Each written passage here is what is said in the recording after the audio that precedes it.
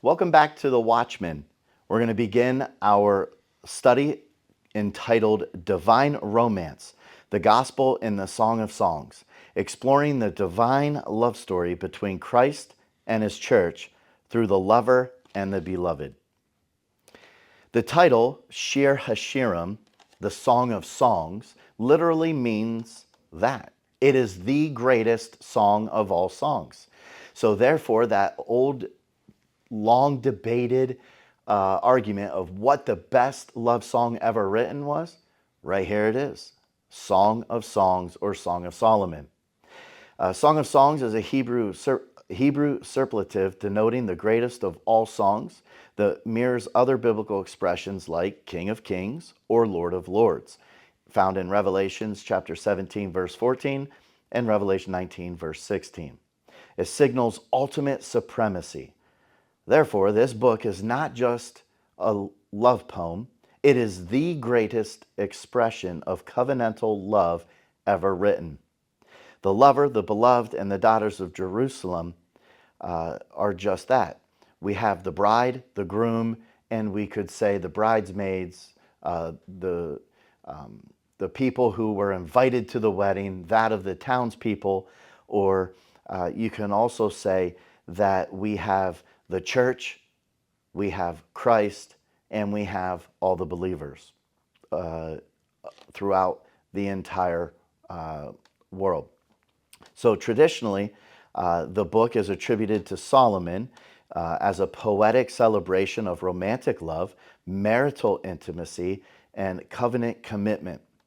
It has a multi-layered meaning which allows readers to see a literal relationship between the bride and the groom, a moral encouragement to honor purity and desire, and a typological reflection of Christ and the church. We have 6 sections that the Song of Songs will be broken down into. The first is entitled The Longing of Love. The bride expresses emotional and romantic desire for her beloved, introducing themes of beauty, longing, and restraint.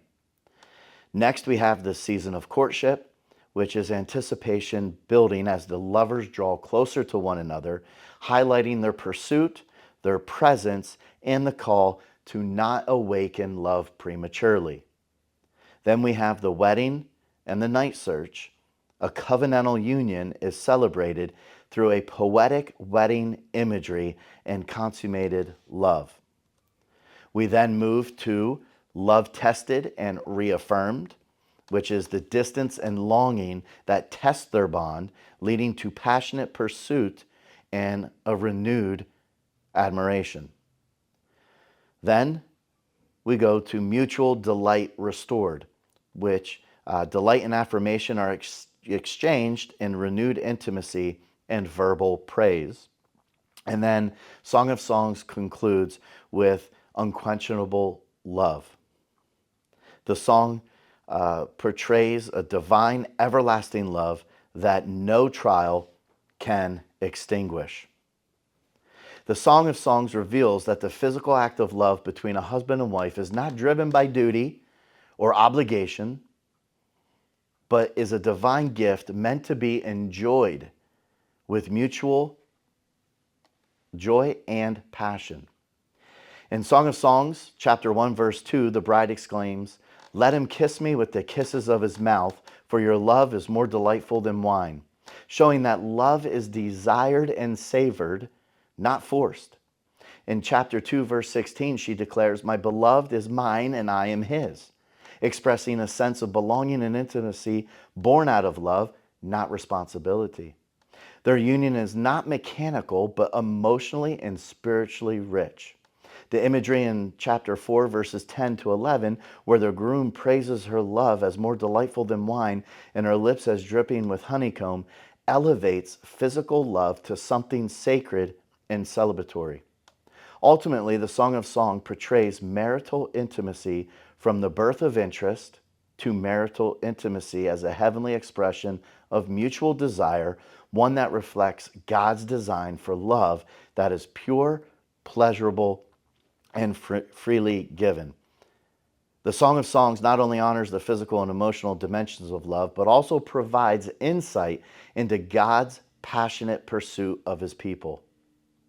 Christ, our bridegroom, longs for fellowship with his church. And this song is a prophetic glimpse of that sacred union. Divine Romance, the Gospel in the Song of Songs, exploring the divine love story between Christ and his church through the lover and beloved, that is what I hope to encapture as we go through 6 sections of this great love poem. I hope to capture it. I hope that you will glean from it. And until next time, take care, God bless, and be strong.